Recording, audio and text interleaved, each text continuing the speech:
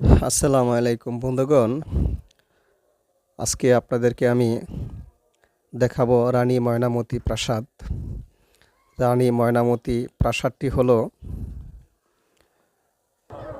Mainamati union সাহেবের বাজারের পূর্ব পাশে, যেটাকে আমরা স্থানীয়ভাবে বলি রানীর বাংলা। এই রানীর বাংলাতে উঠলেই আপনারা পাবেন রানী ময়নামতি প্রাসাদ। এই রানী ময়নামতি প্রাসাদটি মিনিমাম আজ থেকে 2.5 থেকে 3,000 বছর আগের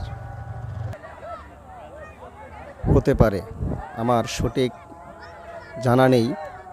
তারপরেও বৌদ্ধবিহারের কোটবাড়ি যে বৌদ্ধবিহার আছে, ওই বৌদ্ধবিহারের সময়কালীন স্থাপনা এই স্থাপনাটি।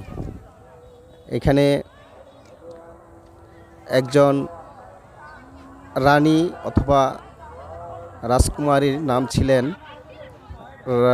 রানী ময়নামতি। রানী ময়নামতির নামেই এই প্রাসাদটির নামকরণ হয়েছে রানী ময়নামতি প্রাসাদ। এটার আরও বিস্তারিত ইতিহাস আছে। যদি আপনারা আসেন তাহলে এখানে আসলে ইতিহাসের কালের সাক্ষী হয়ে এই প্রাসাদগুলো এখনও এখানে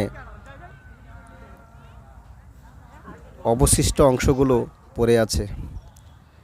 আসলে বন্ধুগণ, এগুলা দেখলে মানুষের মনোজাগতিক একটি পরিবর্তন আসে। আপনারা বলতে পারেন হয়তো কিভাবে আবার মনোজাগতিক পরিবর্তন আসে, এই পুরাতন ধ্বংসস্তূপ দেখে কি মানুষের কোনো পরিবর্তন আসতে পারে কি না? হ্যাঁ, আসতে পারে বন্ধুগণ। আসলে এই রাজারা যখন এই পৃথিবীতে ছিল, তখন তাদের ধন দৌলত, সিপাহী শালা, তাদের ক্ষমতার কোনো কিছুরই কোনো অভাব ছিল না। তাদের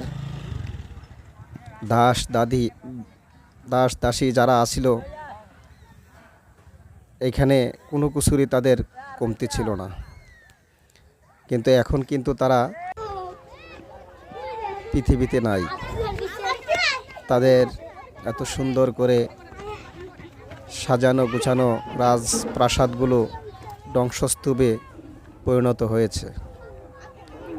আসলে রাজা মহারাজাদের যদি এই অবস্থা হয়, তাহলে আমাদের বর্তমান যুগে বড় বড় যেই শিল্পপতি, যারা টাকাওয়ালা পয়সাওয়ালা আছে, যারা এখনও শুধু খাম খাই পাটি করে, তারা কি মনে করে যে তাদের ধন সম্পদগুলো তারা কবরে নিয়ে যেতে পারবে?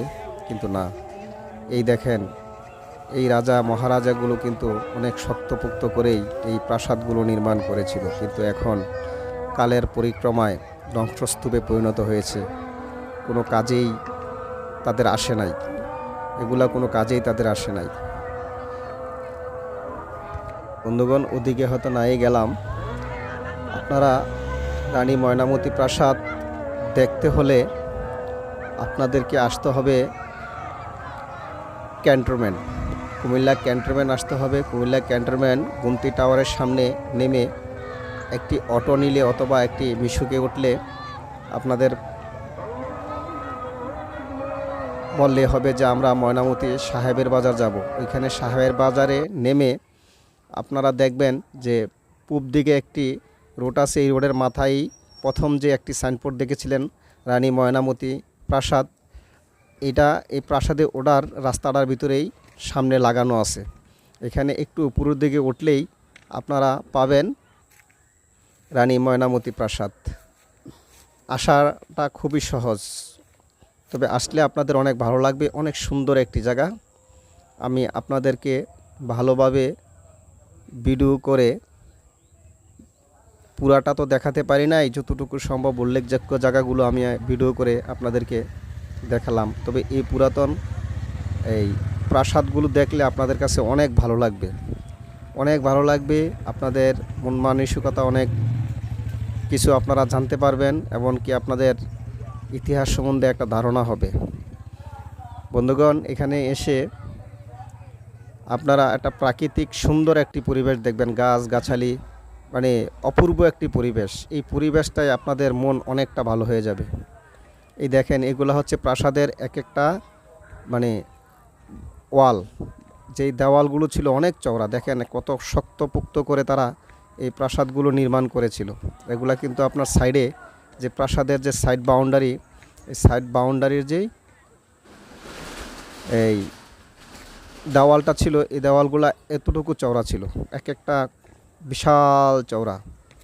বন্ধুগণ, এগুলা দেখার মতো একটি জায়গা, খুব সুন্দর জায়গা। আপনারা আসবেন, এসে দেখে যাবেন। এখানে কোনো টাকা পয়সা বা কোনো টিকিট কোনো কিছু লাগে না, একদম উন্মুক্ত, কোনো কিছু লাগে না। আপনারা শুধু আসবেন, এসে দেখে যাবেন, অনেক ভালো লাগবে আপনাদের। আসার ঠিকানাটা তো আপনাদেরকে বলেই দিলাম কিভাবে আসতে হবে। এভাবে আসলে আপনারা খুব সহজে একটি সুন্দর জায়গা দেখতে পাবেন।